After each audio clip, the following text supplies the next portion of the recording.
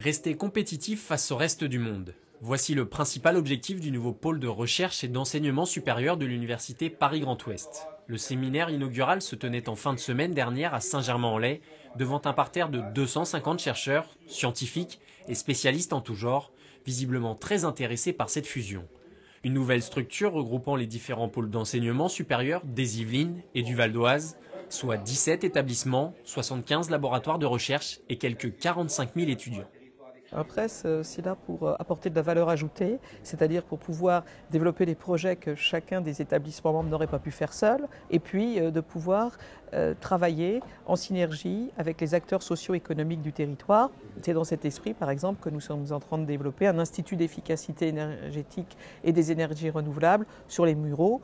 Porté principalement par l'université de Versailles-Saint-Quentin en Yvelines et de Cergy-Pontoise, le PRES a aussi dévoilé sa première réalisation, un institut d'études politiques. Ce sera le 10e en France. Quand on voit le nombre de candidatures qu'il y a par an au concours d'entrée en première année, on se dit qu'il y a une très forte demande et très peu d'offres. Il y a une volonté aussi de faire de cet institut d'études politiques un institut très lié aux universités fondatrices. La dernière année d'enseignement sera d'ailleurs faite dans les deux universités, dans les masters des deux universités, à Versailles ou à Cergy. Ce qui fait que nos étudiants seront dotés d'un double diplôme à l'issue de leurs 5 ans de formation. Ils seront diplômés de l'Institut d'études politiques et d'un master de l'une des deux universités.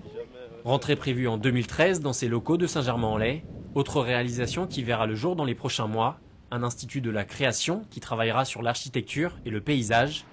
À noter qu'il existe 25 presses comme celui-ci en France.